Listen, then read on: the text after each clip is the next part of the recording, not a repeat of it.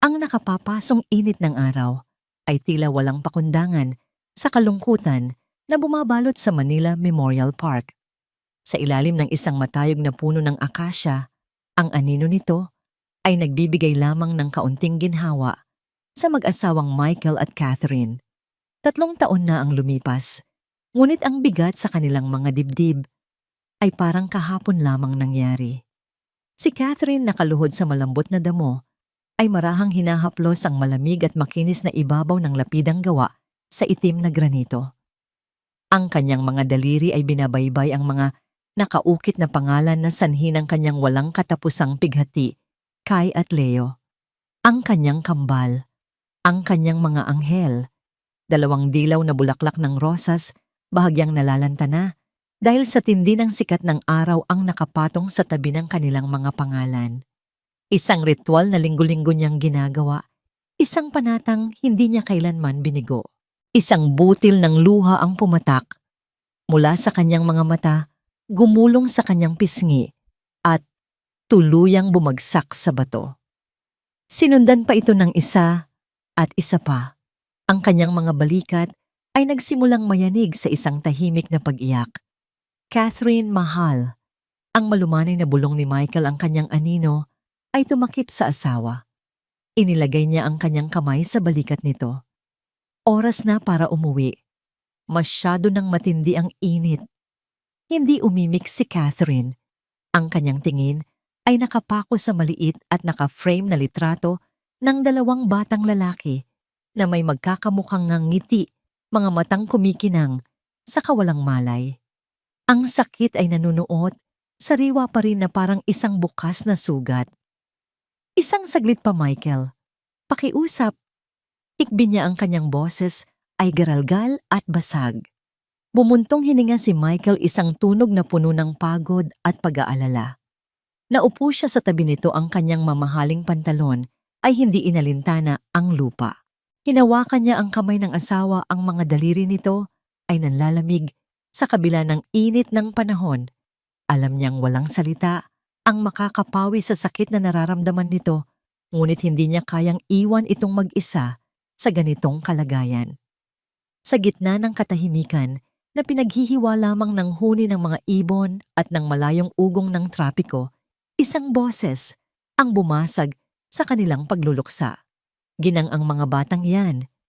Kasama ko po sila nakatira. Ang boses ay manipis ngunit desidido. Galing ito sa kanilang likuran. Sabay silang napalingon ni Michael.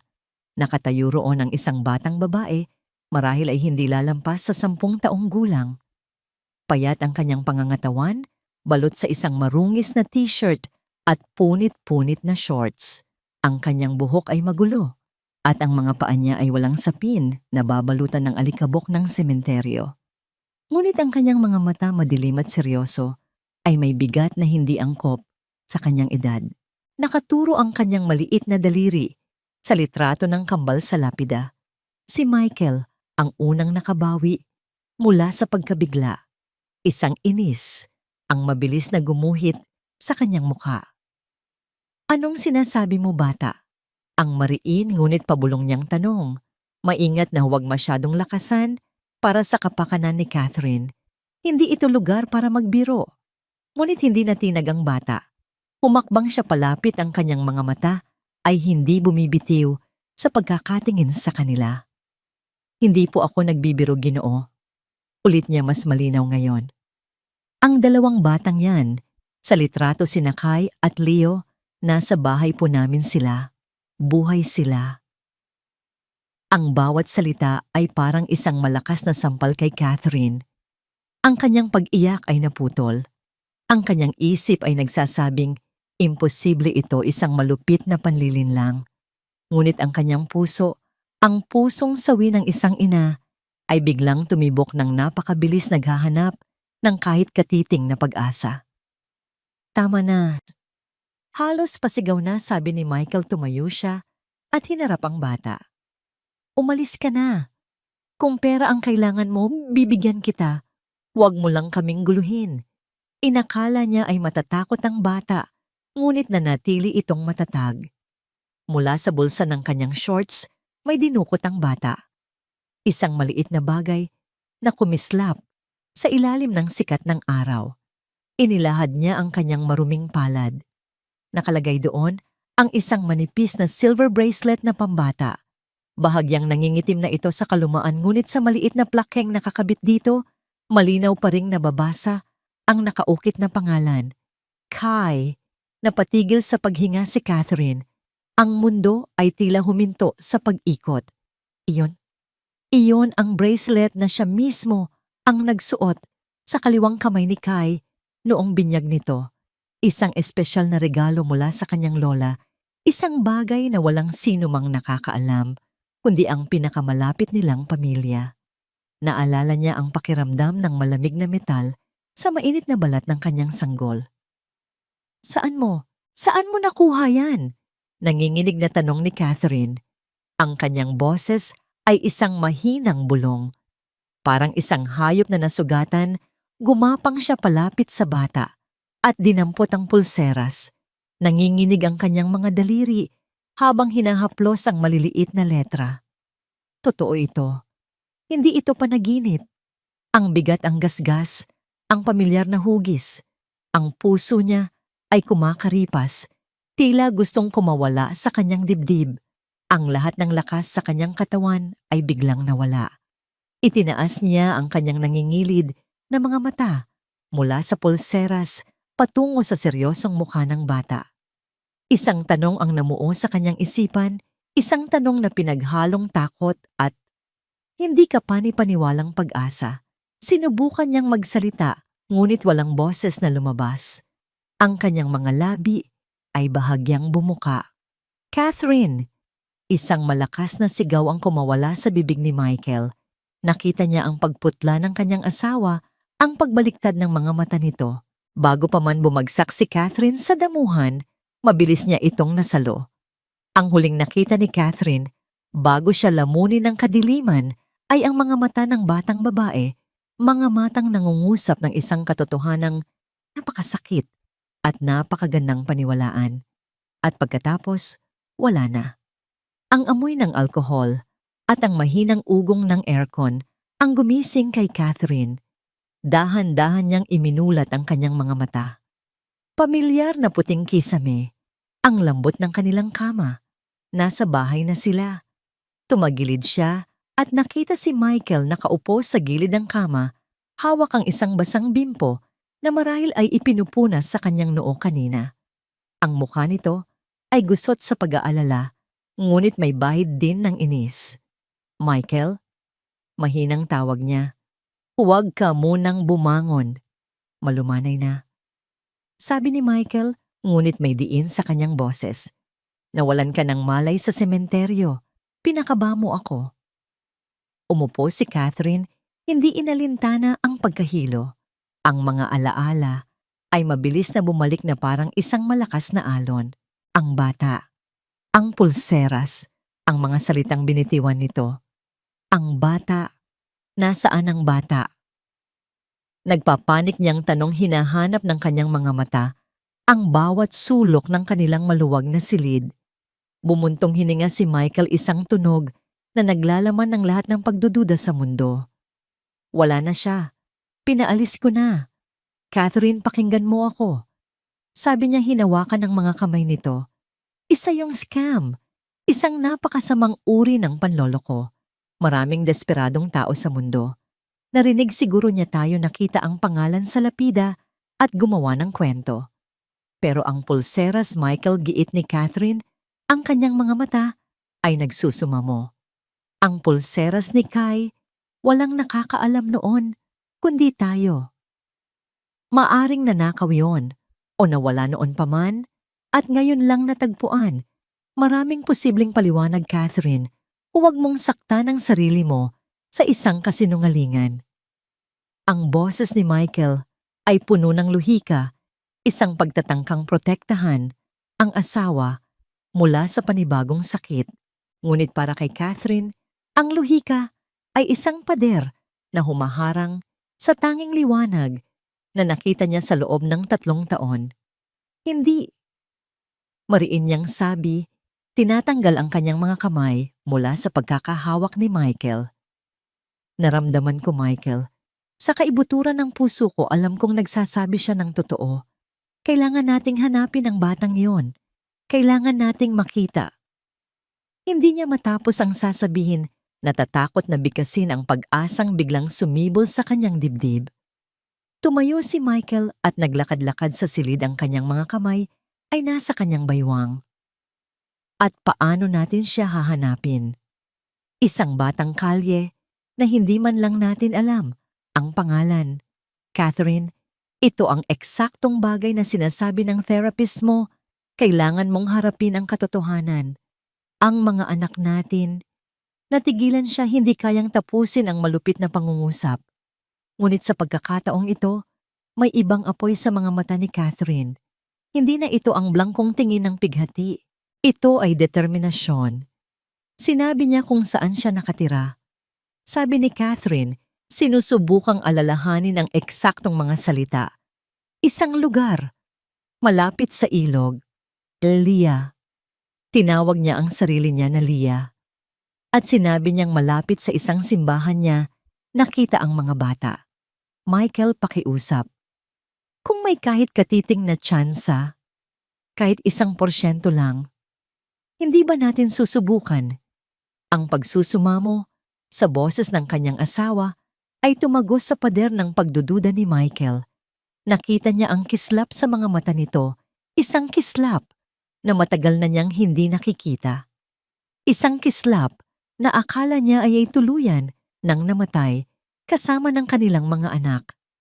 Kahit labag sa kanyang kalooban, kahit naniniwala siyang masasaktan lang sila sa huli, hindi niya kayang ipagkait ito sa kanya.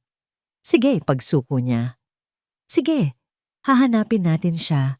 Ngunit mangako ka sa akin, Catherine, kapag napatunayan nating isa itong panloloko, titigilan na natin ito.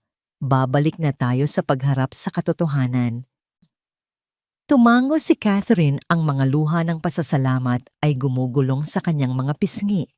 Pangako. Makalipas ang 1 oras, lulan sila ng kanilang SUV, binabagtas ang magulong kalsada ng Maynila. Ang biyayang ito ay ibang-iba sa kanilang karaniwang paglalakbay. Lumampas sila sa mga pamilyar na distrito ng negosyo, sa mga matatayog na gusali at malilinis na kalye. Dahan-dahan ang tanawin ay nagbago. Ang mga kalsada ay kumipot, ang mga gusali ay naging dikit-dikit at yari sa pinagtagpi-tagping yero at kahoy. Pumasok sila sa isang mundo na banyaga sa kanila, isang mundo ng kahirapan, ingay at matapang na amoy ng ilog at basura. Nakarating sila sa dulo ng kalsada kung saan hindi na kayang pumasok ang kanilang sasakyan. Iniwan ito ni Michael sa pangangalaga ng isang parking boy at sabay silang bumaba. Ang hangin ay mas mabigat dito, siksik sa amoy ng nilulutong pagkain, maruming tubig at ng daan-daang buhay na nagsisiksikan sa isang maliit na espasyo. Bumaba sila sa isang makipot na eskinita patungo sa direksyon ng ilog. Ang mga tao ay napapatingin sa kanila, sa kanilang malilinis na damit, sa kanilang mga sapatos na hindi nababagay sa maputik na daan, sa aura ng pagiging dayuhan na bumabalot sa kanila. Michael, natatakot ako. Bulong ni Catherine, kumapit ng mahigpit sa braso ng asawa. Nandito lang ako.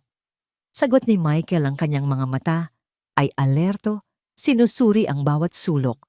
Nagtanong-tanong sila. Isang batang babae na nagngangalang Leah, paulit-ulit nilang tanong. Ilang beses silang iilingan o titingnan lang na parang mga baliw. Nawawala na sila ng pag-asa ng isang matandang babae na nagtitinda ng sigarilyo sa isang maliit na pwesto ang tumuro. Si Leah, oo, kilala ko ang batang yan. Doon lang sa dulo ng eskinita, sa tabi ng malaking puno ng aratiles. May kasama siyang 2 batang lalaki. Mga anghel sa itsura, pero ubod ng kulit. Sabi ng matanda, isang ngiti ang sumilay sa kanyang kulubot na mukha. Ang puso ni Catherine ay muling bumilis. Sinundan nila ang direksyong itinuro. Bawat hakbang ay parang 1 kilometro. Bawat tunog ay parang isang dagundong sa kanyang tainga. At pagkatapos sa dulo ng eskinita, sa isang maliit na espasyo sa pagitan ng dalawang barong-barong, nakita nila sila. Sa ilalim ng puno ng aratiles, may 2 batang lalaki na naglalaro. Nakapaa sila, ang kanilang mga damit ay luma, ngunit malinis. Ang isa ay hinahabol ang isang manok, tumatawa ng malakas. Ang isa naman ay abala sa pagguhit sa lupa, gamit ang isang patpat. Hindi na nila kailangan pang lumapit. Mula sa kinatatayuan nila, sa liwanag ng papalubog na araw, kitang-kita nila ang kanilang mga mukha. Mas matangkad na sila ngayon, mas payat. Ang kanilang balat ay mas maitim dahil sa araw, ngunit ang hugis ng kanilang mga mukha, ang kurba ng kanilang mga ngiti, ang kulay ng kanilang mga mata, walang duda. Ito ay ang mga mukha na nakaukit sa puso at isipan ni Catherine. Ito ang mga mukha na gabi-gabi niyang dinadalaw sa kanyang mga panaginip. Kay, ang pangalang halos hindi marinig na lumabas sa bibig ni Catherine. Leo. Ang bulong nakasunod mula kay Michael. Nabitawan ni Michael ang pagkakahawak sa asawa. Ang lahat ng kanyang pagdududa, ang lahat ng kanyang lohikal na pangangatwiran ay gumuho na parang isang kastilyong buhangin na tinangay ng alon. Ang kanyang mga binti ay nanghina. Ang hangin ay tila naubos sa kanyang baga. Napasandal siya sa pader ng isang bahay, ang kanyang mga mata ay hindi makapaniwalang nakatitig sa milagro sa kanyang harapan.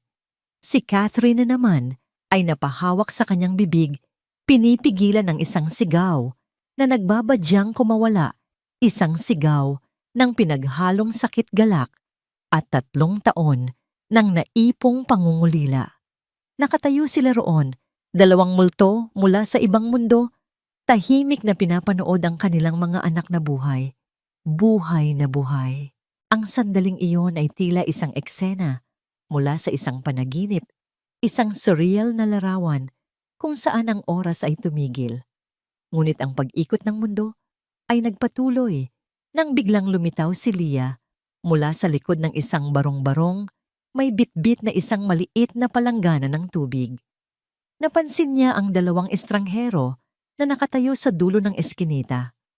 Ang kanyang mga mata ay nanlaki sa pagkilala at pagkatapos ay isang anino ng pag-aalala ang bumalot sa kanyang mukha. Kay Leo, mabilis niyang tawag. Pumasok na kayo sa loob. Narinig ng 2 bata ang tawag ng kanilang ate Leah. Agad silang tumigil sa paglalaro. Ang batang humahabol sa manok, si Kay, batid ni Catherine, ay lumingon. Ang kanyang mga mata ay sinalubong ang mga mata ni Catherine. May isang segundong pagtataka, ngunit mabilis itong napalitan ng pag-iingat na natutunan niya sa buhay sa kalye. Tumakbo siya at nagtago sa likod ni Leah. Ang kanyang maliliit na kamay ay mahigpit na nakakapit sa laylayan ng damit nito. Si Leo naman, na abala sa pagguhit, ay tumayo at maingat na sumunod. Ang kanyang tingin ay hindi inaalis sa 2 dayuhan. Parang may kung anong pumiga sa puso ni Catherine. Ang mga anak niya ay hindi siya kilala. Mas masakit pa takot sila sa kanya. Sandali, sabi ni Catherine, ang kanyang boses ay nanginginig habang dahan-dahan siyang humakbang palapit. Itinaas niya ang kanyang mga kamay na para bang nagpapakita na hindi siya mapanganib. Huwag kayong matakot, mga anak. Ngunit ang salitang yon ay nagdulot lamang ng mas matinding pagkatakot sa mga bata. Mas lalo silang nagsiksikan sa likod ni Leah, na ngayon ay matapang na nakaharap sa mag-asawa. Ang kanyang maliit na katawan ay nagsisilbing panangga. Sino po sila, Ate Leah? Tanong ni Kay, sa mahinang boses sumisilip mula sa gilid ni Leah.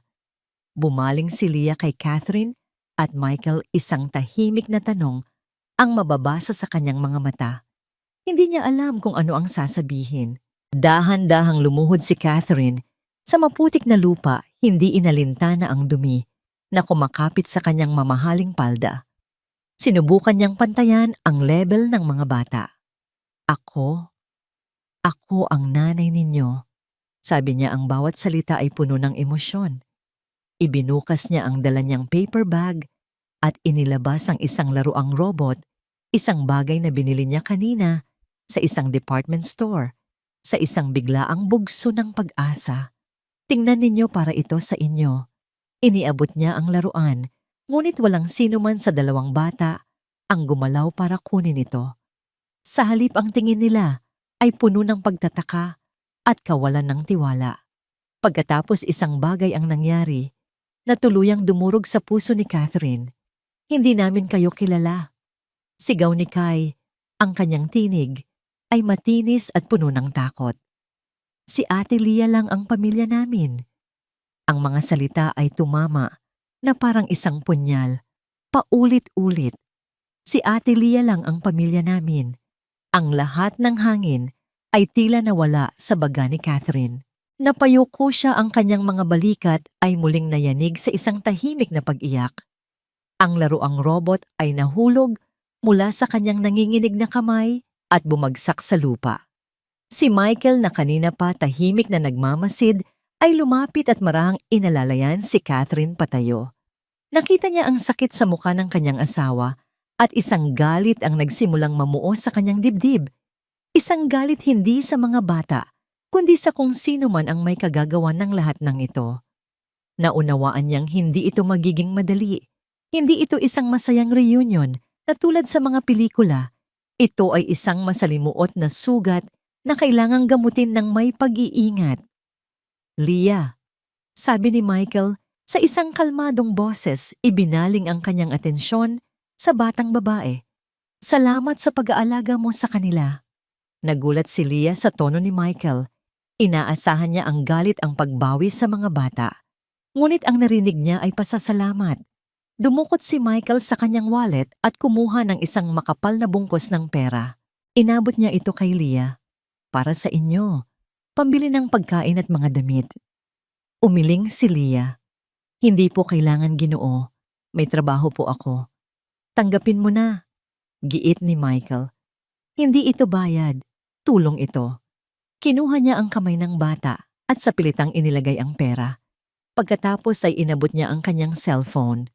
At ito, para matawagan ka namin, para makasiguro kaming ligtas kayo. Babalik kami, Lia. Pangako. Tumingin si Lia mula sa pera, patungo sa cellphone, pagkatapos ay sa mukha ni Michael. Nakita niya ang sinseridad dito.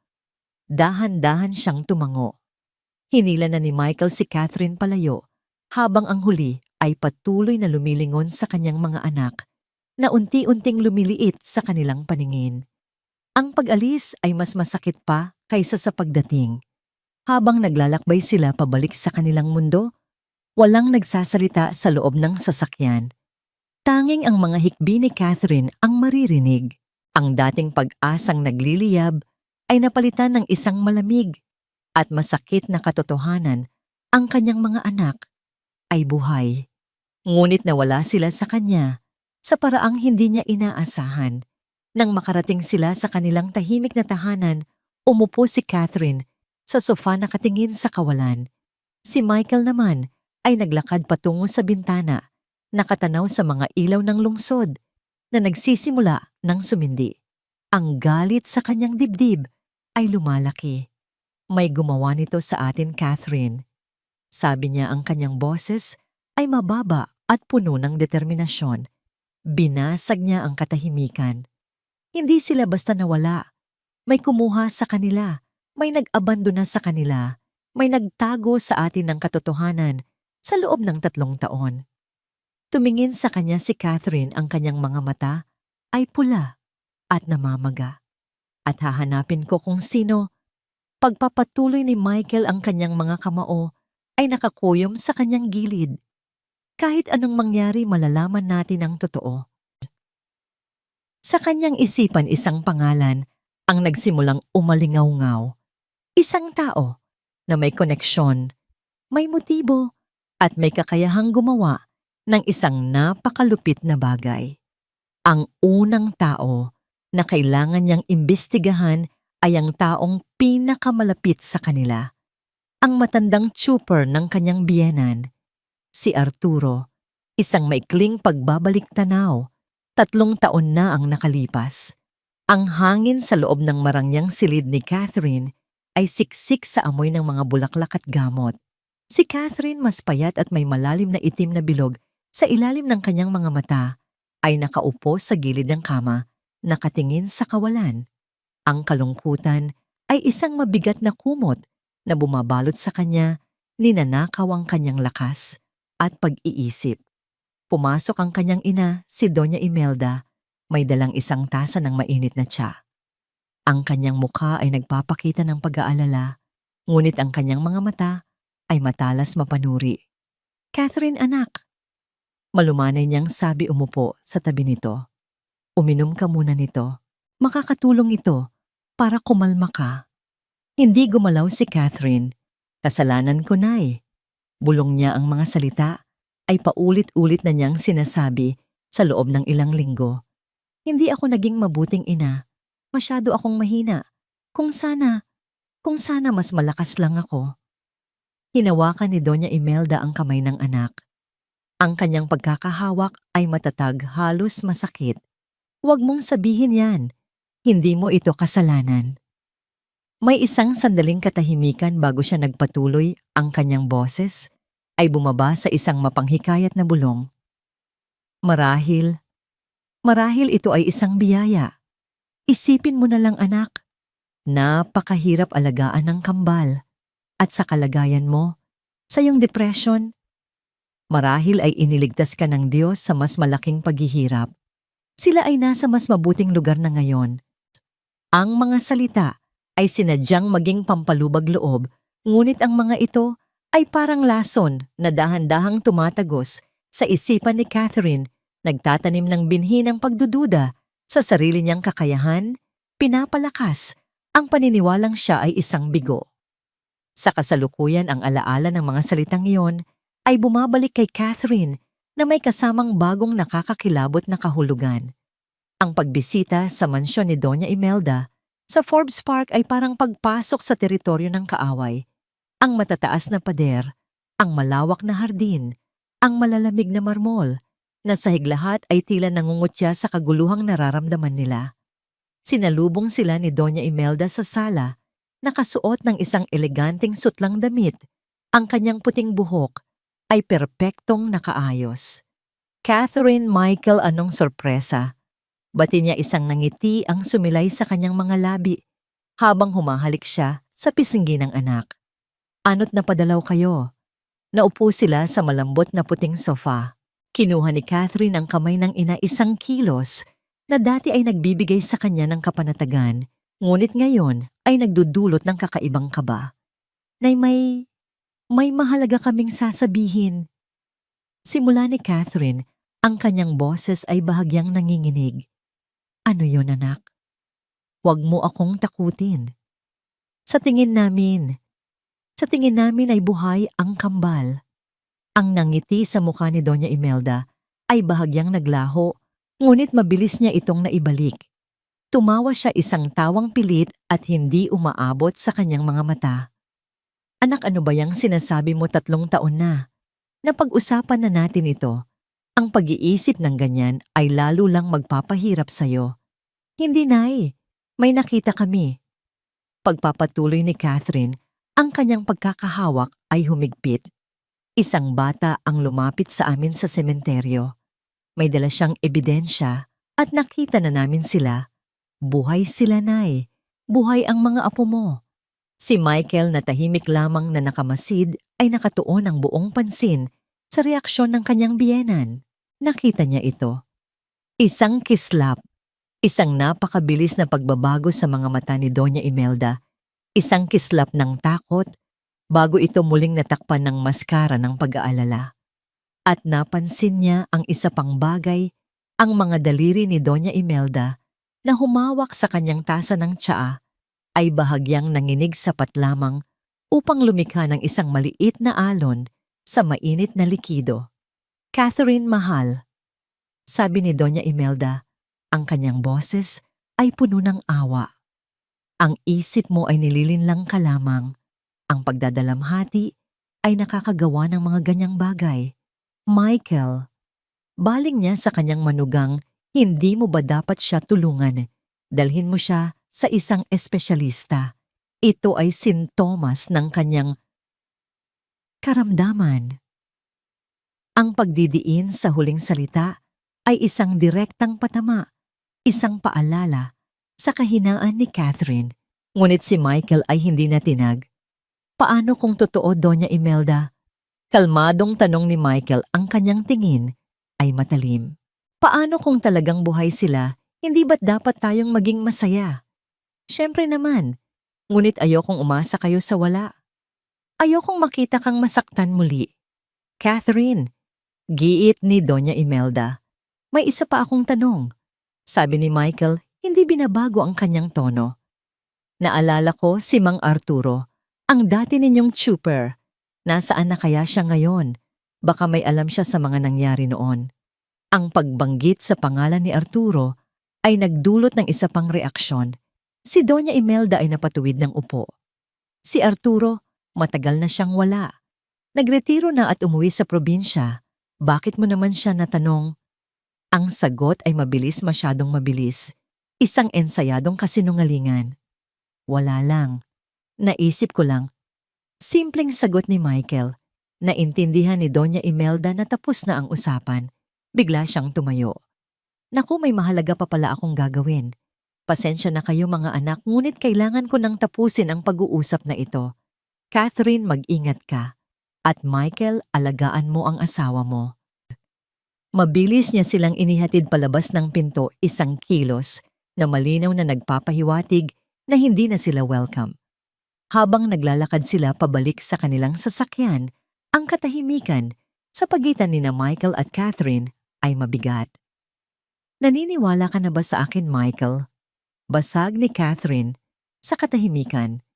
Huminto si Michael bago buksan ang pinto ng sasakyan. Hinarap niya ang asawa. Hindi lang ako naniniwala sa iyo, Catherine. Sabi niya, ang kanyang boses ay matigas na parang bato. Ngayon, sigurado na ako. Anong ibig mong sabihin? Nakita mo ba ang reaksyon niya? Ang panginginig ng kanyang kamay, ang pagsisinungaling niya tungkol kay Arturo. May alam siya, Catherine, o mas malala pa, may kinalaman siya rito.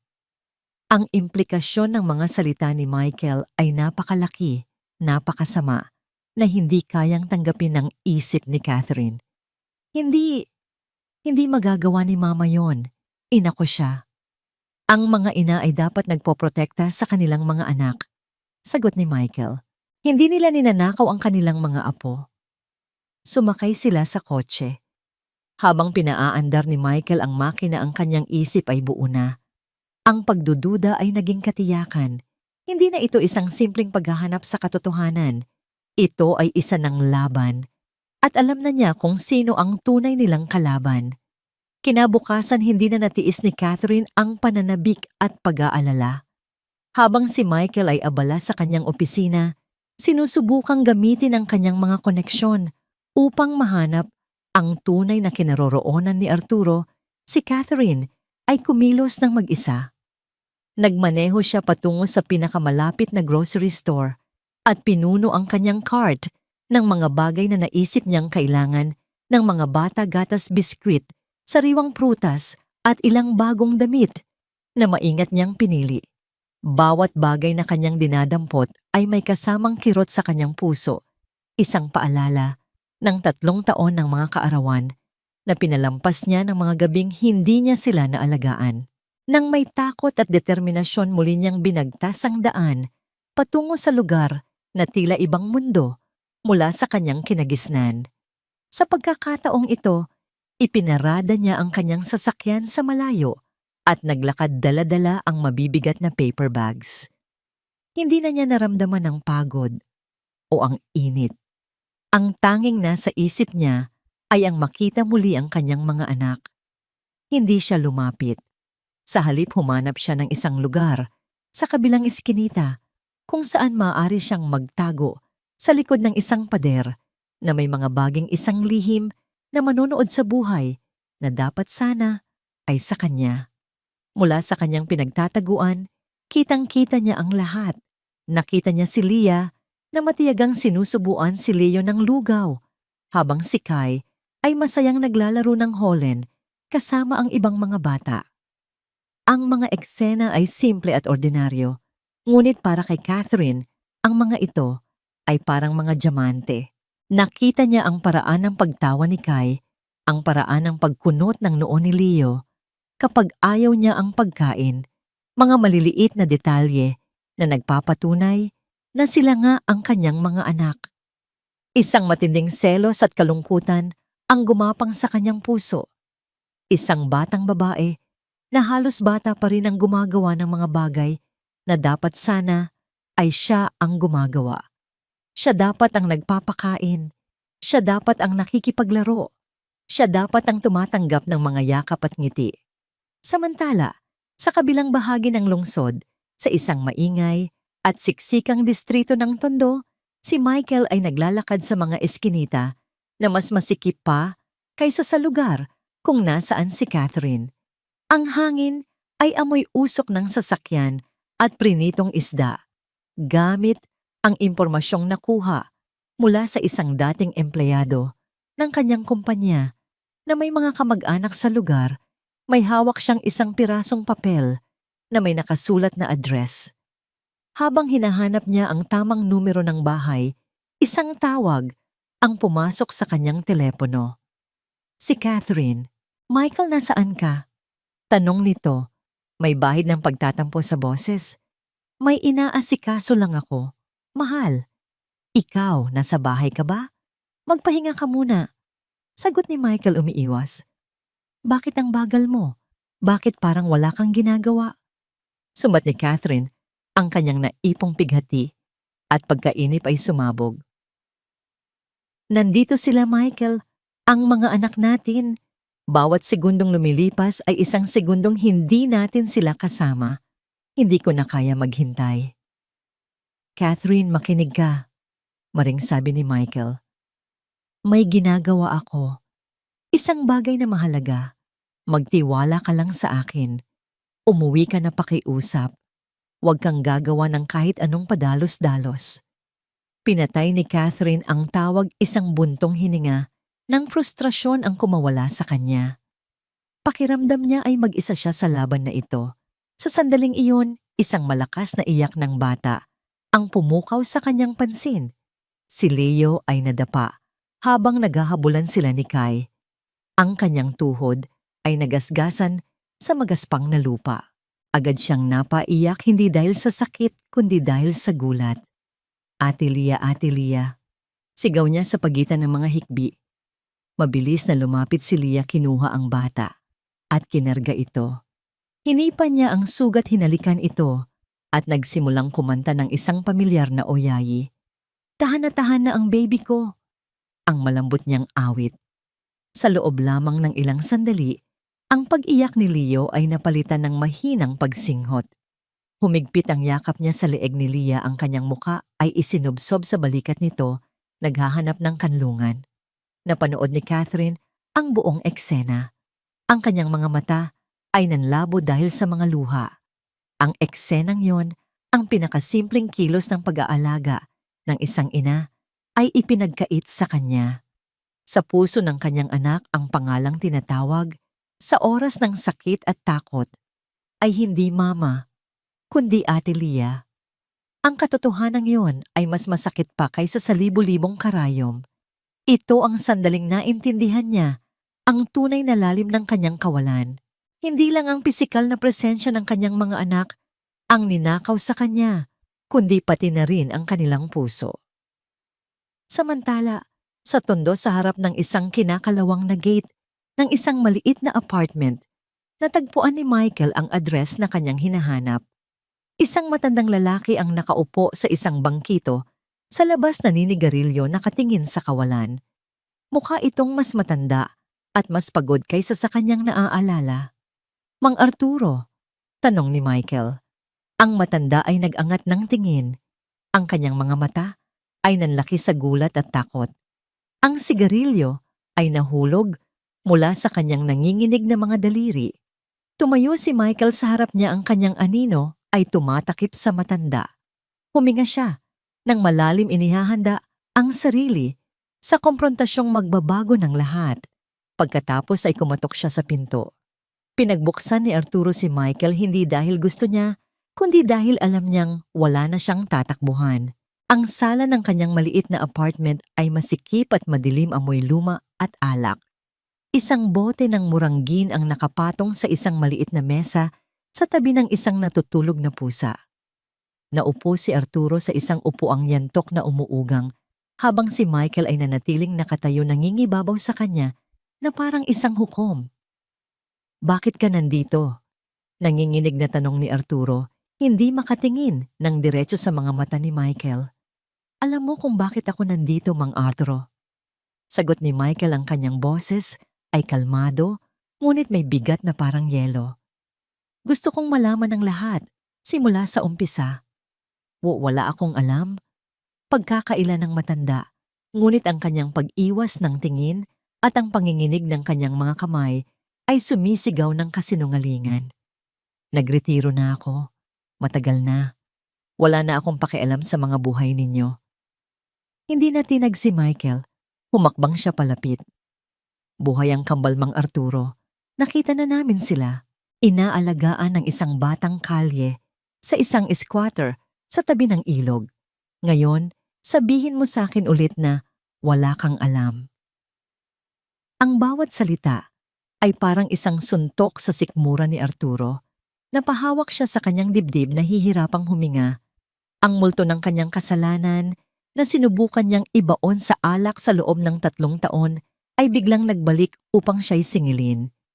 Hindi maari." Bulong niya. Maaring giit ni Michael. "At ngayon magsasalita ka. Dahil kung hindi, tatawag ako ng pulis ngayon din at sasabihin ko sa kanila ang lahat. Kidnapping, Mang Arturo, habang buhay na pagkabilanggo. Iyon ba ang gusto mo?" Ang banta ay epektibo, ngunit hindi lang takot ang nagpatumba kay Arturo. Sa mga mata ni Michael, nakita niya ang sakit ng isang ama. Nakita niya ang anino ng sarili niyang pagkakasala. "Hindi ko sila sinaktan." Hikbi ng matanda, ang kanyang katatagan ay tuluyan ng gumuho. Ang mga luha ay nagsimulang mamuo sa kanyang mga namumulang mata. "Sumumpa ako, hindi ko sila sinaktan. Kung gayon, magsalita ka." Halos pasigaw na, sabi ni Michael.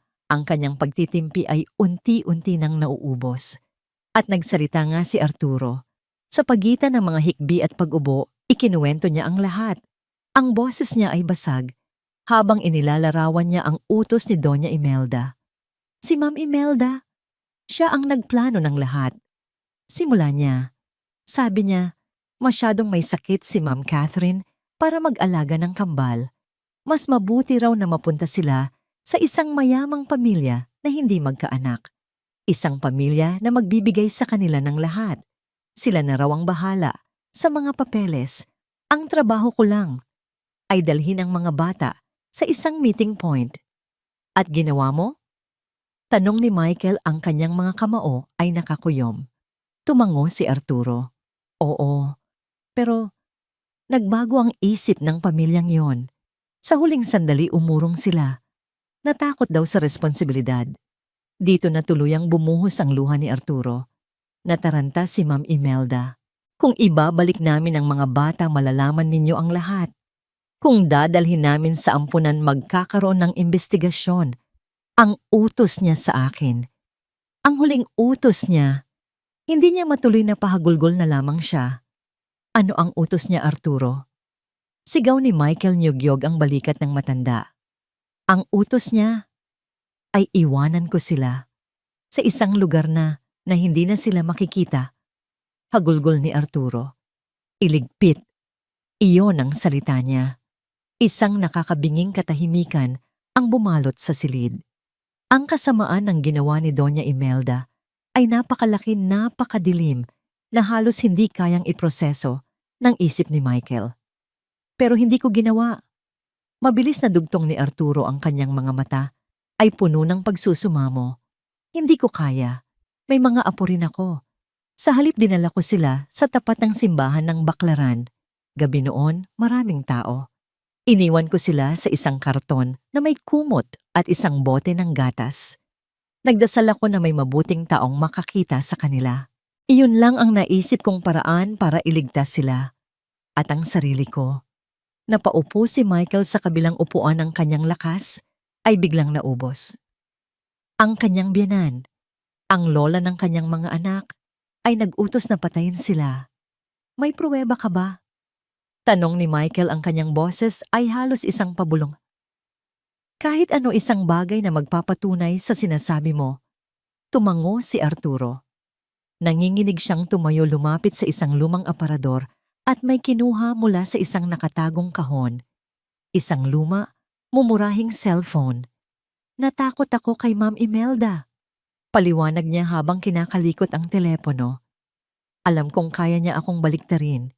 Kaya noong huling beses kaming nag-usap sa telepono, pagkatapos kong iwan ang mga bata, nirecord ko siya. Pinindot niya ang play. Isang pamilyar at matigas na boses ang umalingaw-ngaw mula sa maliit na speaker ng telepono. Ang boses ni Doña Imelda. Tapos na ba, Arturo? Sigurado ka bang wala nang makakahanap sa kanila? Opo, ma'am. Nasa ligtas na lugar na sila. Sagot ng nanginginig na boses ni Arturo mula sa recording. Anong ligtas na lugar? Ang usapan natin ay mawawala sila ng tuluyan. Siguraduhin mong walang anumang mag-uugnay sa akin dito. Naiintindihan mo kung hindi alam mo na ang mangyayari sa pamilya mo.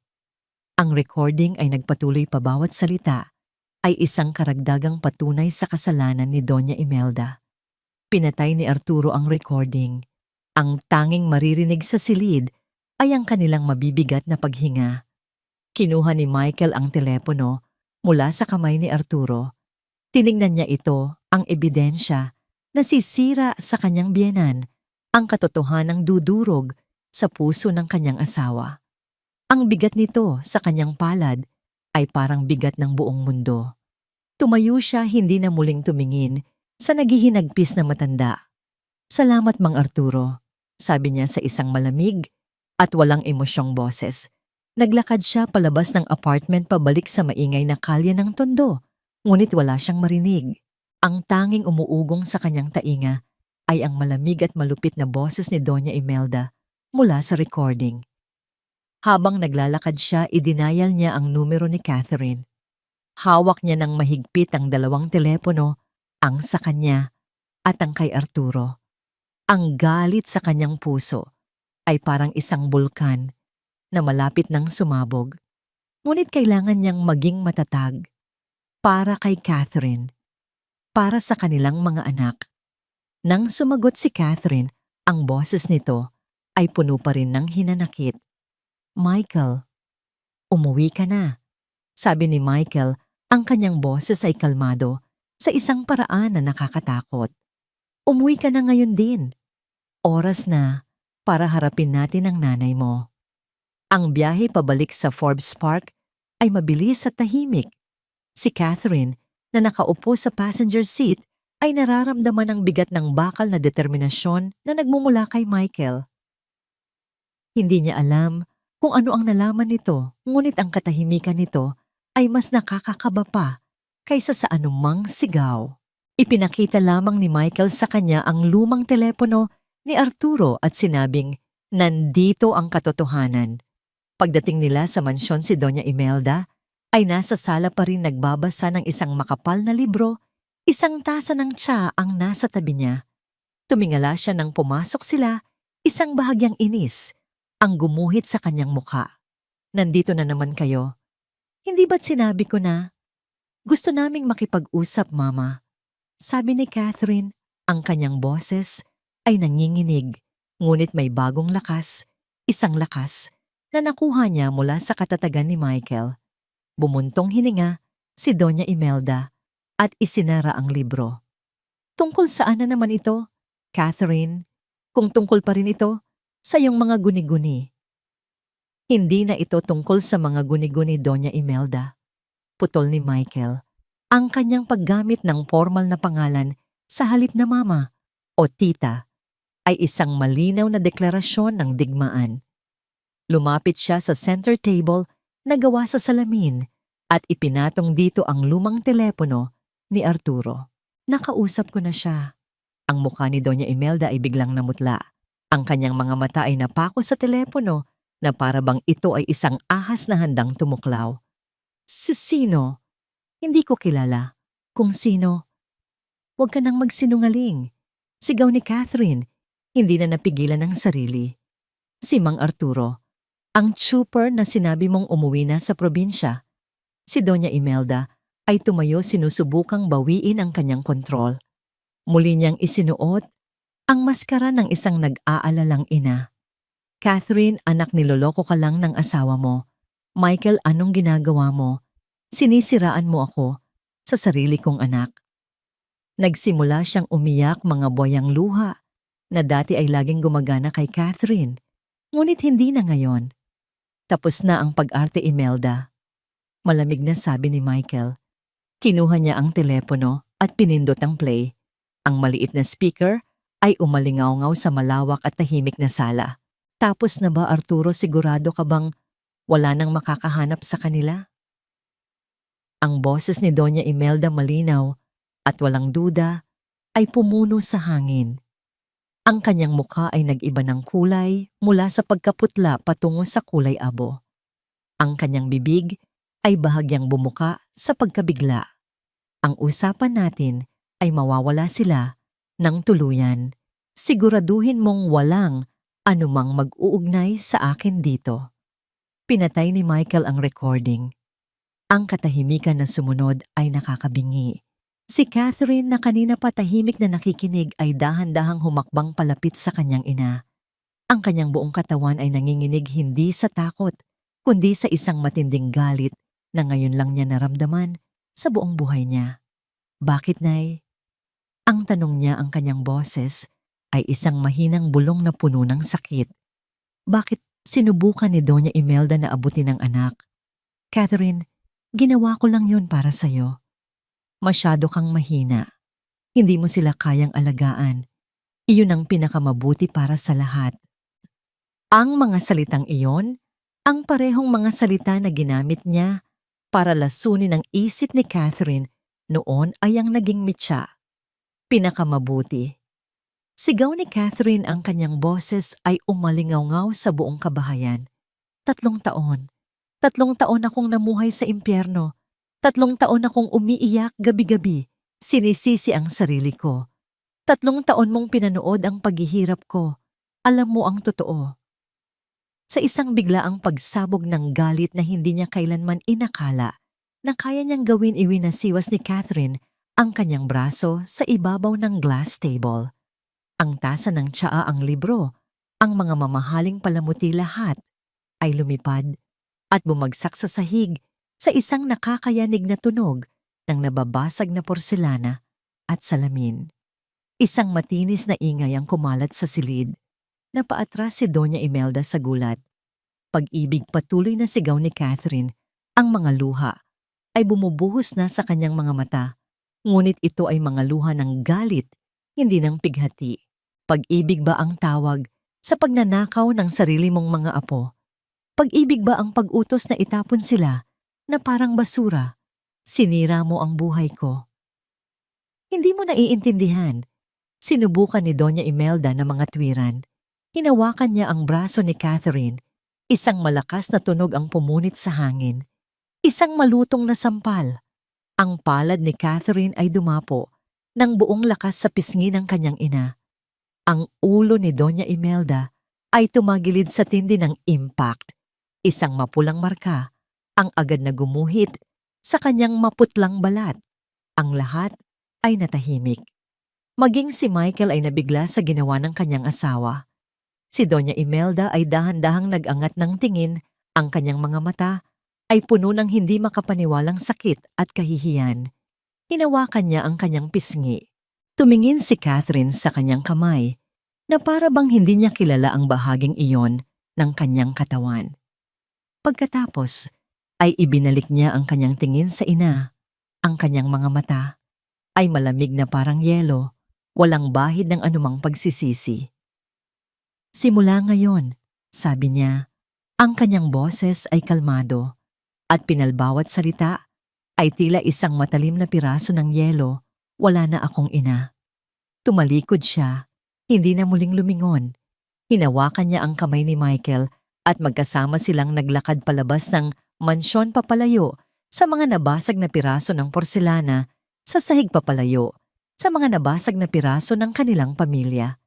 Naiwan si Doña Imelda, mag-isa sa gitna ng katahimikan at gulo, na siya mismo ang lumikha. Ang hapdi ng sampal sa kanyang pisngi ay walang-wala kumpara sa hapdi ng katotohanang tuluyan na siyang tinalikuran ng kanyang nag-iisang anak.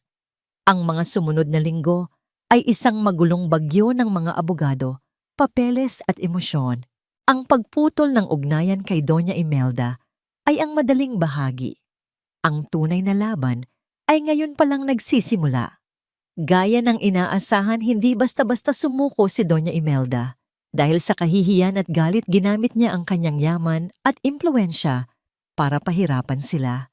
Nag-hire siya ng isang kilalang abogado na naghain ng mga petisyon sa korte, kinu-question ang mental stability ni Catherine at ang questionable motives ni Michael. Naglabas siya ng mga lumang medical records ng postpartum depression ni Catherine. Sinusubukang ipinta ito bilang isang hindi karapat-dapat na ina. Ang bawat legal na hakbang ay isang personal na atake, isang pagtatangkang saktan sila, kung saan ito pinakamasakit. Hindi ako makapaniwalang ginagawa niya ito. Sabi ni Catherine, isang gabi pagod na pagod, matapos ang isang buong araw na pakikipagpulong sa kanilang abogado. Pagkatapos ng lahat, sinusubukan pa rin niyang kunin ang mga bata sa atin. Dahil hindi na ito tungkol sa mga bata para sa kanya. Sagot ni Michael, hinahaplos ang likod ng asawa. Tungkol na ito sa kanyang pride, sa pagkontrol. Pero huwag kang mag-alala, mananalo tayo rito. Nasa atin ang katotohanan. Upang mapadali ang transisyon para sa kambal at mapatunayan sa korte ang kanilang dedikasyon, gumawa sila ng isang radikal na desisyon. Umupa sila ng isang maliit ngunit malinis na bahay sa isang disenteng subdibisyon na ilang kanto lamang ang layo mula sa komunidad kung saan nakatira si Leah. Ang ideya ay simple, ilapit ang kanilang mundo sa mundo ng mga bata, sa halip na bigla silang bunutin mula sa nag-iisang buhay na kanilang nakilala. Si Leah kasama ang kambal ay lumipat kasama nila, ngunit ang bagong bahay na may malambot na kama, sariling banyo at telebisyon ay hindi agad naging isang masayang tahanan. Ito ay isang battlefield ng mga damdamin. Ang kambal ay nalulula. Si Kai ay madalas na nagagalit, nang walang dahilan nagtatapon ng mga laruan at sumisigaw. Si Leo naman ay naging mas tahimik, laging nakatago sa likod ni Leah, tumatangging makipag-usap kina Catherine o Michael. Ang kanilang katapatan ay na kay Leah pa rin. Si Leah naman ay nahihirapan sa kanyang bagong papel. Hindi na siya ang nag-iisang tagapag-alaga, ngunit hindi pa rin siya tunay na ate. Pakiramdam niya ay isa siyang bisita, isang estranghero, sa pamilyang sinusubukang mabuo. Madalas siyang nahihiya, humihingi ng paumanhin sa bawat maliit na bagay at nag-aalangan na gamitin ang mga bagay sa bahay. Isang araw sa korte, dumating ang isa sa pinakamabigat na pagsubok. Ipinatawag ng abogado ni Doña Imelda si Leah sa witness stand. Ang hangarin nito ay malinaw, ipinta si Leah bilang isang oportunistang batang kalye na ginagamit ang kambal para makakuha ng pera. Leah, hindi ba't totoo na tumanggap ka ng malaking halaga ng pera mula kay Ginoong Michael? Tanong ng abogado. Ang kanyang boses ay puno ng mapanlinlang na kabaitan. Opo. Mahinang sagot ni Leah, yakap-yakap ang sarili sa malaking upuan.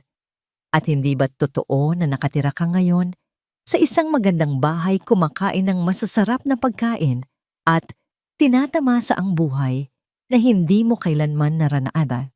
Lahat dahil sa mga batang ito? Tumingin si Leah sa abogado pagkatapos ay sa hukom. Huminga siya ng malalim at nang magsalita siya, ang kanyang boses ay hindi na nanginginig. Ito ay malinaw at matatag. Totoo po na tinulungan nila ako.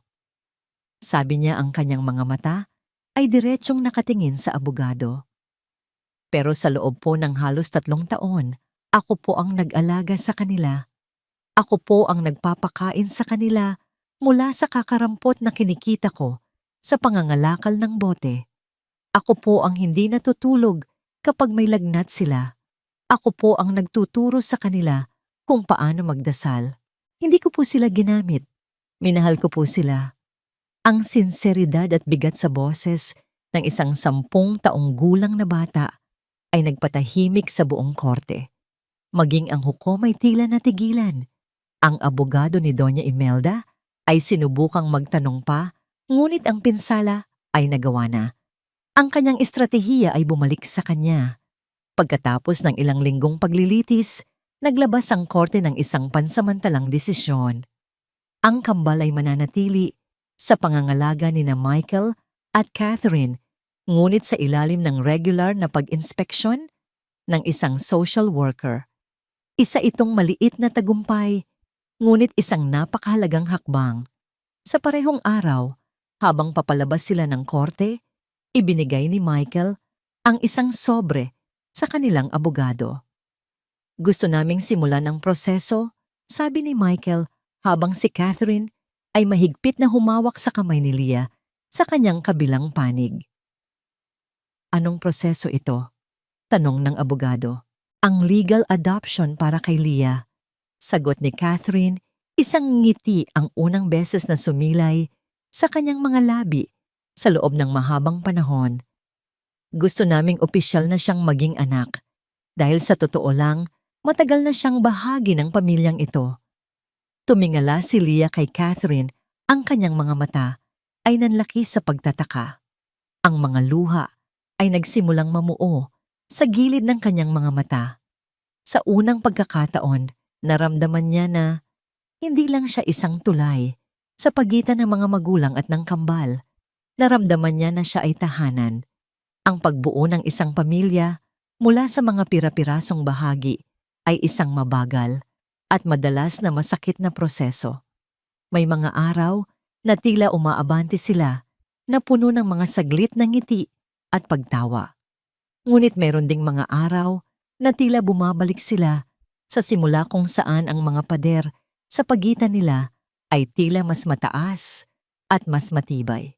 Isang gabi, isang malakas na bagyo ang nanalasa sa Maynila.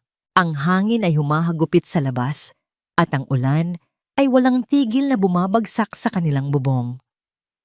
Sa loob ng bahay ang tunog ng kulog ay nagdudulot ng takot sa puso ng kambal. Ito ang kanilang unang malakas na bagyo sa isang bahay na may matibay na bubong, ngunit ang takot ay nakatanim na sa kanilang sistema. Sa kalagitnaan ng gabi, nagising si Catherine sa isang mahinang ingay. Isang tunog ng pag-ubo. Mabilis siyang bumangon at nagtungo sa silid ng mga bata. Si Leah at Leo ay mahimbing na natutulog, ngunit si Kai sa kanyang kama ay hindi mapakali. Ang kanyang paghinga ay mabigat at ang kanyang noo ay nag-aapoy sa init ng hipuin ito ni Catherine. Michael, gising. Tawag niya sa asawa, isang takot ang biglang kumapit sa kanyang puso. Mabilis na nagising si Michael. Sa isang saglit ang kanilang mga sariling takot bilang magulang ay bumalik. Dinala nila si Kai sa pinakamalapit na ospital. Pagkatapos ng ilang pagsusuri, sinabi ng doktor na ito ay isang malubhang kaso ng trangkaso, pinalala ng stress at pagbabago sa kapaligiran. Kailangan itong manatili sa ospital para maobserbahan. Ang mga sumunod na 2 araw ay isang pagsubok sa katatagan ni Catherine. Halos hindi siya umalis sa tabi ng kama ni Kai. Habang natutulog si Michael sa sofa, sa loob ng silid, o habang si Leah at Leo ay dinadalaw sila si Catherine ang nanatiling gising. Siya ang nagpupunas ng maligamgam na tubig sa katawan ng anak. Siya ang nagbabasa ng mga libro ng pambatang kwento, kahit na alam niyang hindi ito naririnig ng natutulog na bata. Sa mga gabing iyon, ng pagbabantay isang bagay ang nagbago sa loob ni Catherine. Ang desperadong pagnanais na maging ina ay napalitan ng simpleng pagkilos ng pagiging ina. Walang pag-arte, walang pag-iisip kung tama ba ang kanyang ginagawa. Tanging puro at walang kondisyong pag-aalaga. Naalala niya ang mga payo ni Leah. Kapag po may lagnat si Kai, gusto niya po kinakantahan ng Bahay Kubo? Kwento nito sa kanya isang araw. At ayaw niya po ng kumot, mas gusto niya po yung manipis na lampin lang. Sinunod ni Catherine ang lahat ng iyon. Habang nakapikit ang kanyang anak, marahan niyang inawit ang Bahay Kubo. Ang kanyang boses ay paos at bahagyang sintonado, ngunit puno ng pagmamahal. Inalis niya ang makapal na kumot at pinalitan ito ng isang malambot na lampin. Ang bawat kilos ay isang pag-amin na kailangan niya ang tulong ni Leah at isang pagpapakita ng kanyang kahandaang matuto. Sa ikatlong gabi, ang lagnat ay nagsimulang bumaba. Ang paghinga ni Kai ay naging mas maluwag. Bandang madaling araw, habang ang ulan sa labas, ay mahina na lamang iminulat ni Kai ang kanyang mga mata. Hindi na ito malabo at pagod, ito ay malinaw. Ang unang nakita niya ay ang mukha ni Catherine na nakasubsob sa gilid ng kanyang kama, natutulog sa pagod.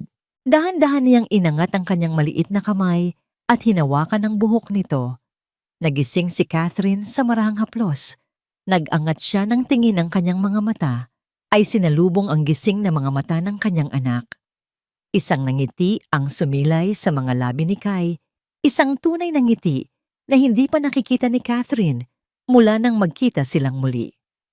"Gutom na ko," sabi nito sa isang mahinang garalgal na boses. Ang simpleng mga salitang iyon ay ang pinakamagandang musikang narinig ni Catherine.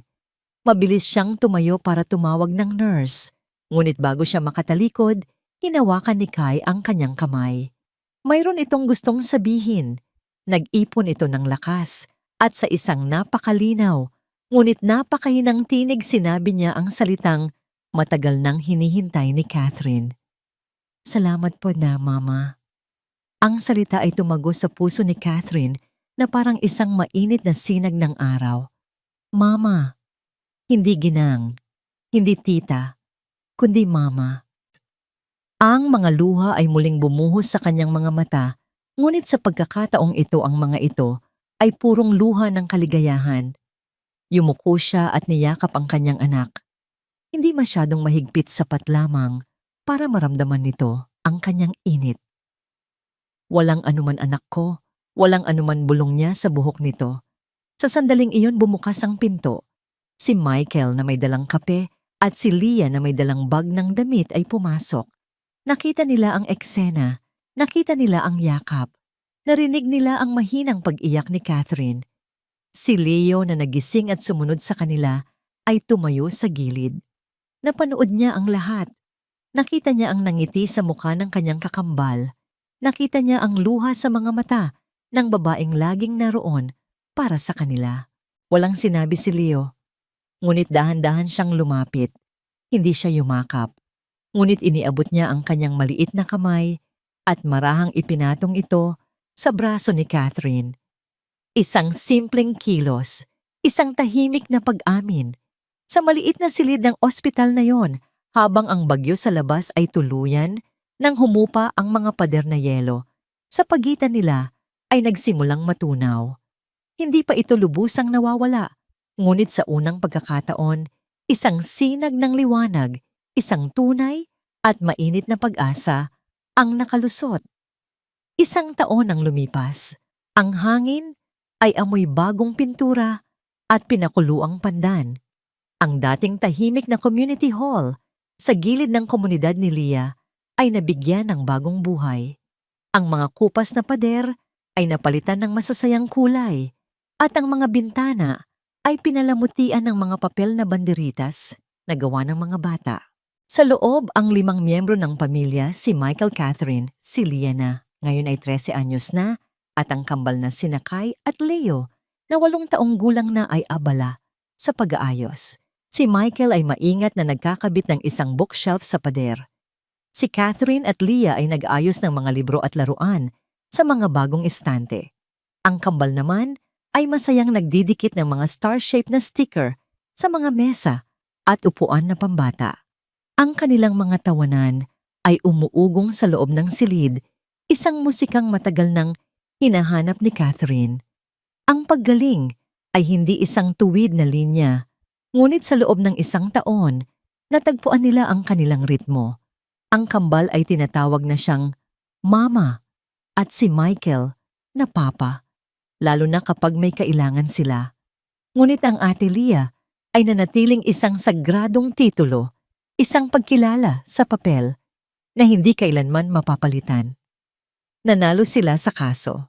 Ang korte ay nagbigay sa kanila ng buong kustodya at ang legal na proseso para sa pag-ampon kay Leah ay malapit nang matapos. Hindi na nila muling narinig ang tungkol kay Doña Imelda, maliban sa mga tsismis na ito ay nagkukulong na lamang sa kanyang mansyon, tinalikuran ng karamihan sa kanyang mga dating kaibigan. Sa halip na bumalik sa kanilang malaking bahay at marangyang buhay, gumawa sila ng isang desisyon na ikinagulat ng marami. Ibinenta nila ang kanilang bahay sa isang exclusive village at bumili ng isang mas simple ngunit komportabling tahanan sa parehong subdibisyon na malapit sa komunidad. At ang malaking bahagi ng perang nakuha nila ay ginamit para pondohan ang kanilang bagong proyekto, ang Leah's Hope Corner. Hindi ito isang malaking foundation. Isa lamang itong maliit na silid-aklatan at reading center kung saan ang mga bata sa komunidad ay maaaring gumawa ng kanilang takdang aralin, magbasa ng mga libro at makakuha ng isang libreng masustansyang merienda araw-araw. Ito ang paraan ni Catherine at Michael para suklian ang lugar na sa isang kakaibang paraan ay nagligtas sa kanilang mga anak. Sa tingin niyo magugustuhan nila ito? Tanong ni Catherine, pinupunasan ng pawis sa kanyang noo habang tinitingnan ang kanilang natapos na gawa.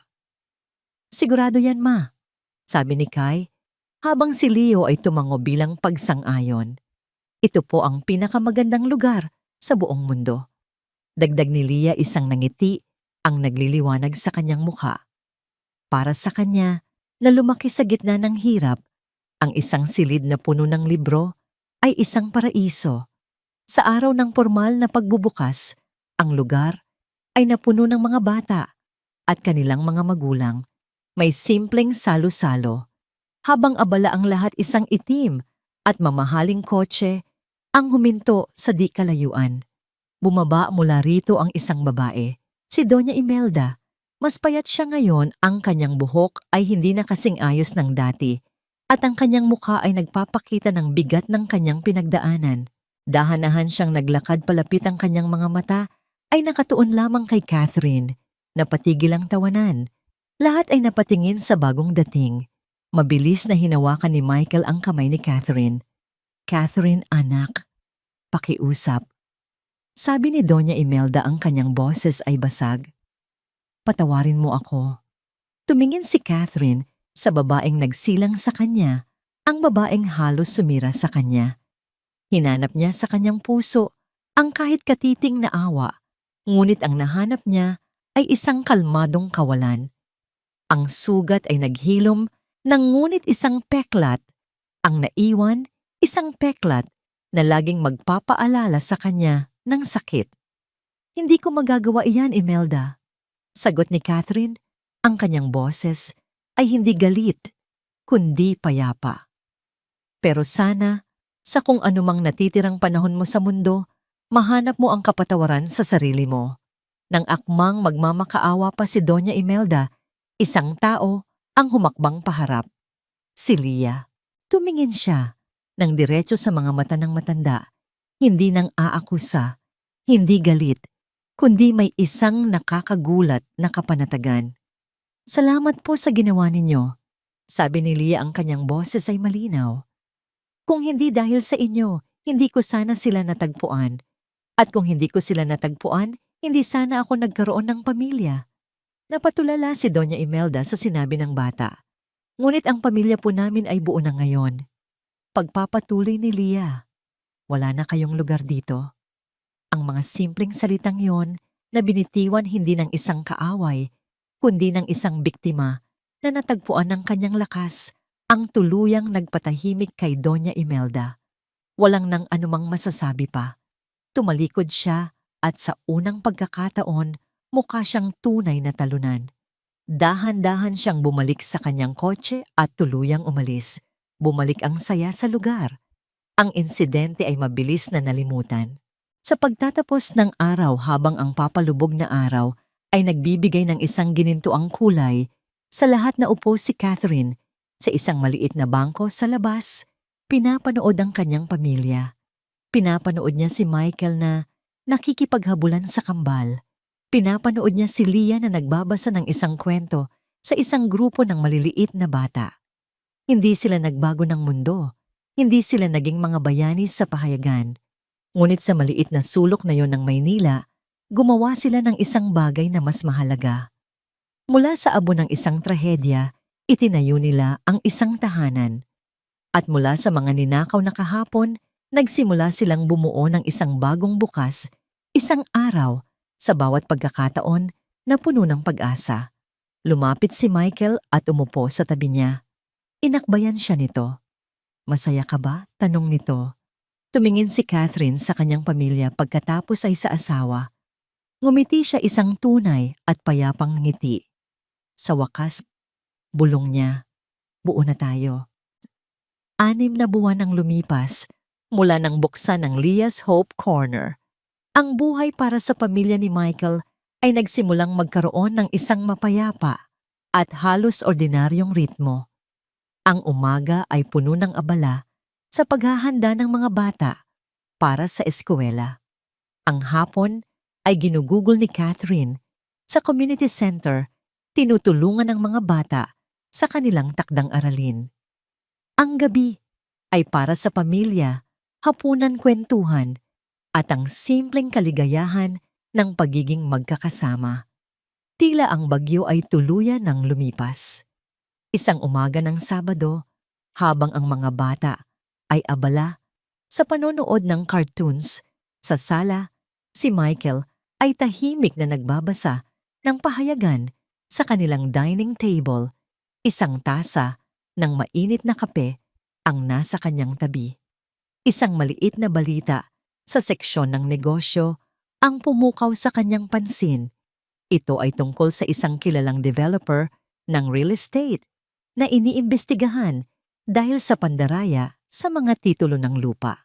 Ngunit hindi iyon ang nakakuha ng kanyang atensyon, kundi ang isang pangalan na nabanggit bilang isa sa mga kasosyo nito noon, isang pangalan na pamilyar sa kanya, isang matagal ng kasamahan sa negosyo ni Doña Imelda.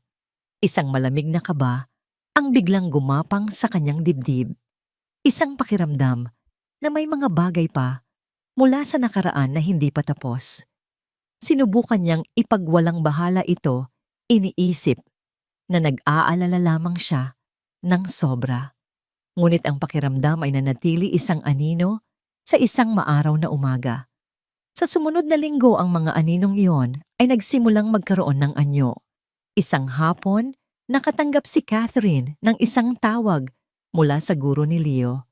"Ginang Catherine, pasensya na po sa abala." Sabi ng guro sa kabilang linya, ang kanyang boses ay puno ng pag-aalala. "Gusto ko lang po sanang i-check kung okay lang si Leo sa bahay. Kumakain po ba siya ng sapat?"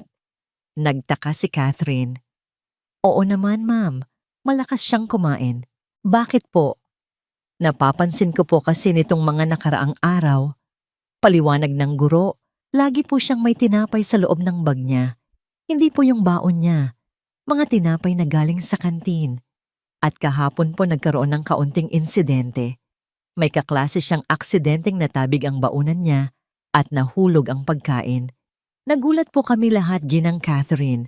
Bigla po siyang nagalit at nagsisigaw. Hindi po siya umiyak pero parang galit na galit po siya. Ang puso ni Catherine ay tila huminto sa pagtibok. Nagpasalamat siya sa guro at ibinaba ang telepono. Tumingin siya sa labas ng bintana kung saan si Leo ay tahimik na naglalaro sa hardin.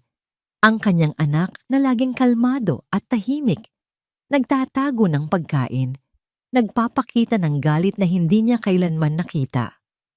Ito ay isang sintomas, isang sugat na mas malalim kaysa sa gasgas sa tuhod, isang sugat na hindi nakikita. Samantala, isang ibang uri ng hamon ang kinakaharap ni Leah.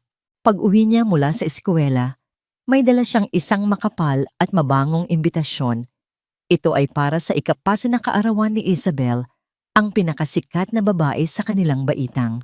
Ang party ay gaganapin sa ballroom ng isang 5-star hotel sa Makati. Isang enchanted forest ang tema. Wow, inimbita ka ni Isabel. Masayang sabi ni Kai sumisilip sa imbitasyon. Punta ka ate. Siguradong masaya yan. Ngunit si Leah ay nakatitig lamang sa mamahaling papel. Ang kanyang excitement ay nababalutulutan ng isang mas malaking takot. Ano ang isusuot niya? Paano siya makikipag-usap sa mga mayayamang kaklase na ang pinag-uusapan ay ang kanilang mga biyahe sa ibang bansa at mga bagong gadget? Ano ang sasabihin niya kapag tinanong siya tungkol sa kanyang sariling pamilya, sa kanyang nakaraan? Pakiramdam niya ay isa siyang pekeng prinsesa na naimbitahan sa isang tunay na palasyo. Nang gabing iyon, matapos matulog ang kambal, pinag-usapan ni Michael at Catherine ang mga nangyari. Ang pag-aalala ay mababasa sa kanilang mga mukha. Kailangan nating kausapin si Leo, sabi ni Catherine. Hindi pwedeng hindi natin pansinin ito. At kailangan nating tulungan si Leah, dagdag ni Michael. Ito ang unang pagkakataon na haharapin niya ang mundo sa labas ng ating pamilya at ng community center. Kailangan niyang maramdaman na kaya niya. Habang sila ay nag-uusap, tumunog ang intercom sa kanilang gate.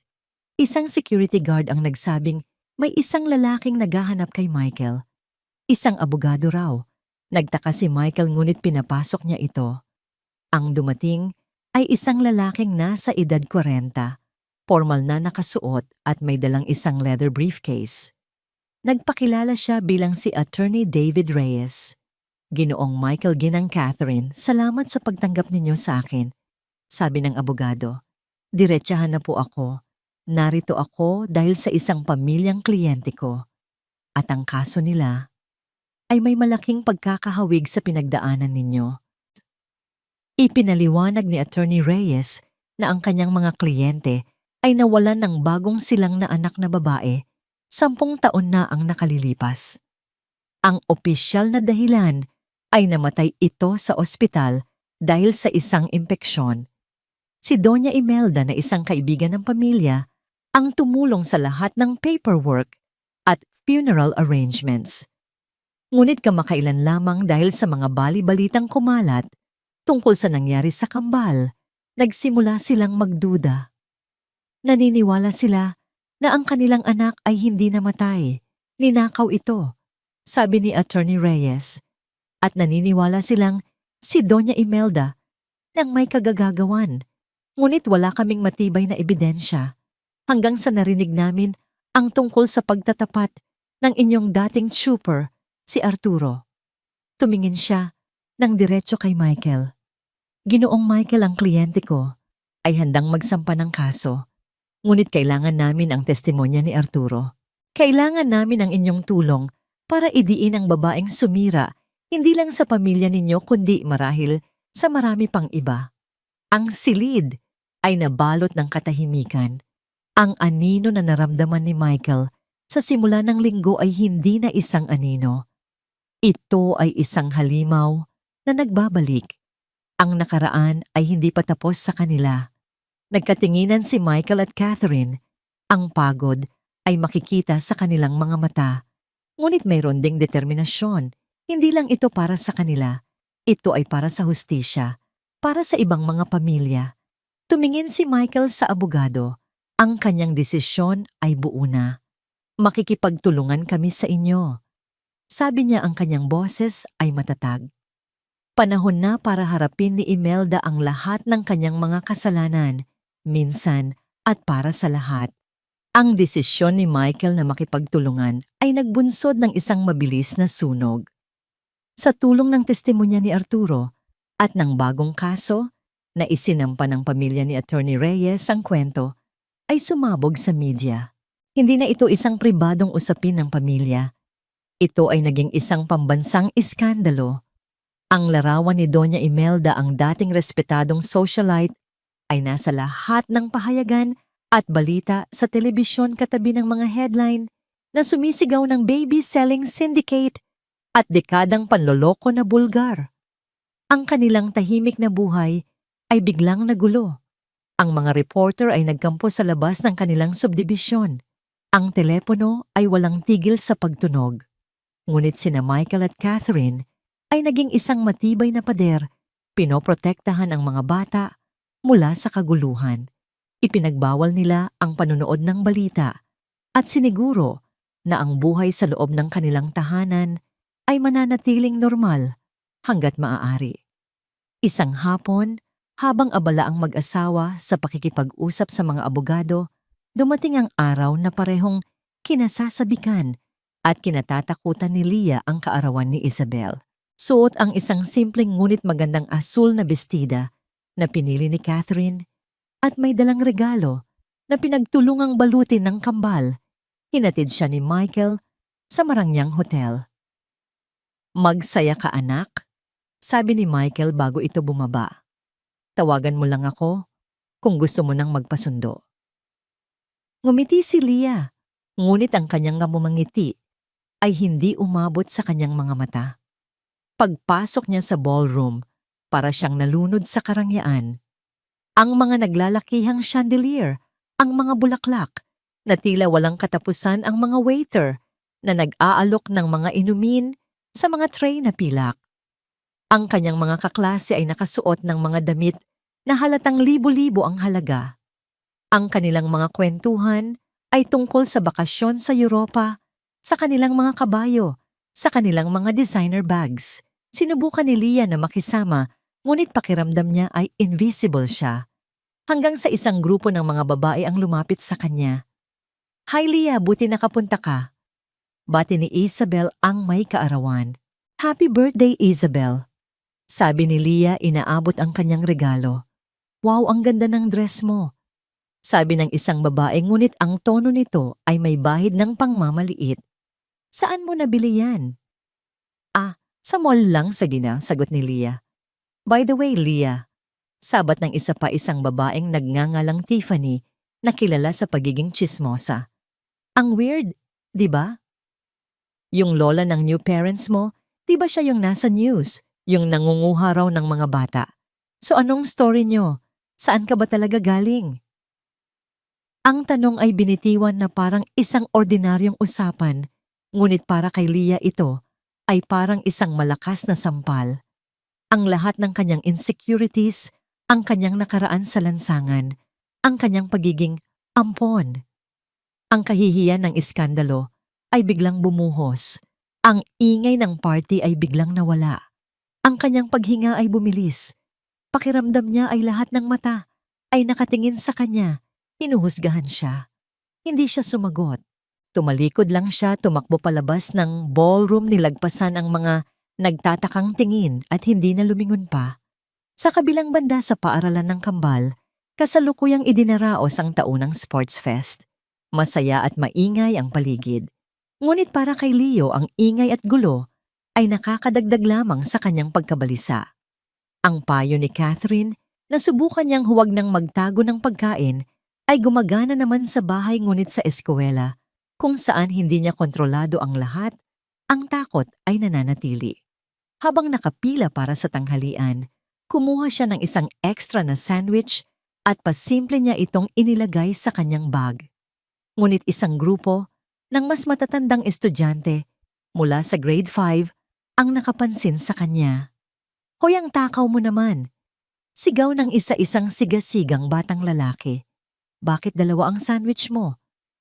Para mamaya," mahinang sagot ni Leo yumuyuko. "Patingin nga ng bag mo. Baka marami ka pang tinatagong pagkain dyan," sabi ng bata, at bigla nitong hinablot ang bag ni Leo. Sa pag-aagawan, bumukas ang bag at ang lahat ng laman nito, mga libro, lapis at ang baon ni Leo ay kumalat sa sahig. Ang kanyang kanin at ulam ay natapon. Isang bagay ang pumutok sa loob ni Leo. Hindi ito takot. Hindi ito lungkot. Ito ay isang purong hayagang galit. Ang galit ng isang taong inagawa ng kaligtasan. Ang instinct na natutunan niya sa loob ng 3 taon sa kalye para protektahan ang kanyang sarili at ang kanyang pagkain ay biglang nanaig. Sumigaw siya isang sigaw na hindi pang bata at sinugod ang mas malaking bata. Sinuntok niya ito sa tiyan ng buong lakas na ikinagulat ng lahat. Kasabay ng lahat ng ito, ang balita sa telebisyon ay nag-flash ng isang breaking news. Ang mga pulis armado ng isang search warrant ay pumasok sa mansyon ni Doña Imelda sa Forbes Park. Ang mga kamera ay nag-zoom in sa mukha ni Doña Imelda habang siya ay inilalabas ng kanyang mga abogado. Ang kanyang dating mapagmataas na mukha ay ngayon ay puno ng gulat at kahihiyan. Sa loob ng tahanan ni Michael ang telepono ay sabay na tumunog. Isang tawag para kay Catherine mula sa principal ng eskwela, humihingi ng agarang pagpupulong tungkol sa insidente na kinasangkutan ni Leo. At sa cellphone daw ni Michael isang text message mula sa isang hindi kilalang numero. Si Leah. Papa, sorry po. Umalis po ako sa party. Naglalakad po ako. Umuulan. Nagkatinginan si Michael at Catherine. Ang kanilang mga anak ay nasa kani-kanilang krisis. Ang kanilang pamilya na akala nila ay nagsisimula nang humilom ay muling sinusubok mula sa lahat ng direksyon ng sabay-sabay. Ang gabi ay mabilis na bumagsak kasabay ng pagbuhos ng ulan na tila nakikidalamhati sa magulong araw. Hinati ni na Michael at Catherine ang kanilang mga sarili. Ako na kay Leo, ikaw na kay Leah. Mariing sabi ni Catherine, hinawakan ang kamay ng asawa. Kailangan ka niya. Isang tingin lang ay sapat na para magkaintindihan sila. Mabilis na nagmaneho si Michael, ang kanyang puso ay kumakabog habang sinusundan ng GPS signal mula sa telepono ni Leah. Natagpuan niya ito sa isang waiting shed sa kahabaan ng Ayala Avenue, basang-basa at nanginginig, yakap-yakap ang sarili. Ang kanyang magandang bestida ay lukot na at puno ng putik. Iparada niya ang sasakyan sa gilid, kinuha ang isang jacket mula sa backseat at tahimik na lumapit. Hindi siya nagsalita. Umupo lang siya sa tabi ni Leah sa malamig na sementong upuan. Isinuot niya ang jacket sa mga balikat nito. Sa loob ng ilang minuto, tanging ang tunog lamang ng ulan at ng mga sasakyang dumaraan ang kanilang naririnig. Papa, sorry po, basag ni Leah sa katahimikan ng kanyang boses ay garalgal. Sinira ko po ang gabi. Nakakahiya. Wala kang dapat ikahiyang anak. Malumanay na sagot ni Michael. Tell me what happened. Sa pagitan ng mga hikbi ikinuwento ni Leah ang lahat, ang pakiramdam ng pagiging iba, ang masasakit na tanong, ang biglaang pagpanik. Pakiramdam ko po, hindi ako nababagay. Sabi niya, kahit anong gawin ko, dala-dala ko pa rin po kung saan ako galing. Isa lang po akong pulot. Ito na ang sandaling kinatatakutan ni Michael. Tumingin siya sa kanyang anak, ang batang nagligtas sa kanyang mga anak, ang batang nagturo sa kanila kung paano muling umasa. Leah, pakinggan mo ako.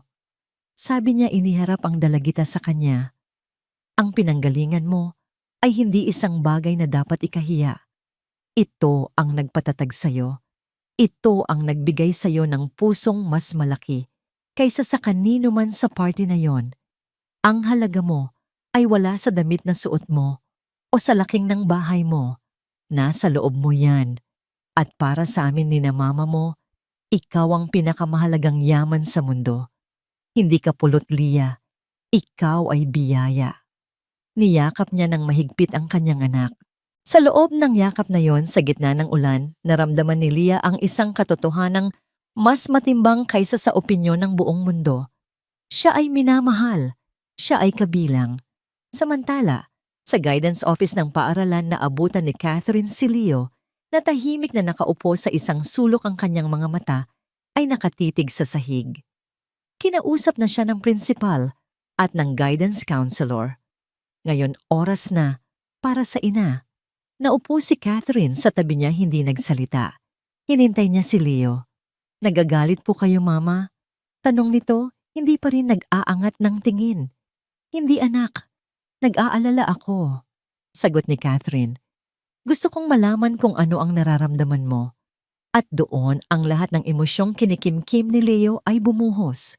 Umiyak siya isang malalim at masakit na iyak na galing sa isang lugar na matagal nang nasasaktan. Natakot po ako, Mama, sabi niya sa pagitan ng mga hikbi.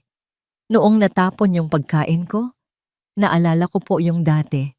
Yung mga araw na wala kaming makain ni Kuya Kai, yung kailangan po naming mag-away para lang sa isang pirasong tinapay. Akala ko po mauubos ulit yung pagkain. Akala ko po magugutom kami ulit. Akala ko po iiwan niyo ulit kami. Ang huling mga salita ay parang isang kutsilyo sa puso ni Catherine. Niyakap niya ng mahigpit ang kanyang anak. Ito pala ang ugat ng lahat, ang takot na maabandona muli. Leo, pakinggan mo si Mama. Bulong niya sa buhok nito. Hinding-hindi na mauubos ang pagkain at hinding-hindi na kami aalis. Kahit kailan. Pangako yan. Nandito na kami para sa inyo. Ligtas na kayo. Paulit-ulit niya itong sinabi na parang isang dasal hanggang sa ang mga hikbi ni Leo ay naging mahinang pagsinghot. Ito ang unang pagkakataon na nailabas niya ang kanyang pinakamalalim na takot. At sa pag-amin na yon nagsimula ang tunay na paghilom. Nang gabing iyon umuwi ang isang pamilyang pagod at sugatan, ngunit mas buo kaysa dati. Magkakasama silang apat na umupo sa sala. Kinuwento ni Leah ang nangyari sa party. Ikinuwento ni Leo ang tungkol sa kanyang takot. Walang husgahan. Tanging pag-unawa at pagmamahal. Makalipas ang ilang linggo, habang sama-sama silang naghahapunan, isang balita ang lumabas sa telebisyon. Ipinakita ang huling araw ng paglilitis. Si Doña Imelda na napatunayang guilty sa mga kasong kidnapping, falsification of public documents at human trafficking ay hinatulan ng habambuhay na pagkabilanggo. Walang nagsalita sa hapagkainan. Napanood nila ang pagpasok ni Doña Imelda sa isang police van. Ang kanyang mukha ay blangko at talunan. Walang kasiyahan sa kanilang mga puso. Walang paghihiganti. Tanging isang malalim na pakiramdam ng kaluwagan. Isang formal na pagtatapos. Pinatay ni Catherine ang telebisyon. Ang katahimikan ay bumalot sa kanila. Tapos na. Simpleng sabi niya. Tumingin siya sa paligid ng mesa kay Michael, ang kanyang matatag na sandigan. Kay Kai na ngayon ay mas maunawain na sa kanyang kakambal. Kay Leo na nagsisimula ng ngumiti ng mas madalas. At kay Leah na nagkukwento na ngayon tungkol sa isang school project ng may kumpiyansa. Ang mga anino ng kahapon ay palaging magiging bahagi ng kanilang kwento. Ngunit hindi na sila natatakot sa dilim dahil natutunan nila na ang pinakamabisang panlaban sa anumang anino ay ang magkakasamang pagharap sa liwanag. Kinuha ni Catherine ang kamay ni Michael. Ngumiti siya, isang tunay at payapang ngiti. Ang kanilang bagong simula ay hindi perpekto, ngunit ito ay totoo. At para sa kanila iyon ay sapat na.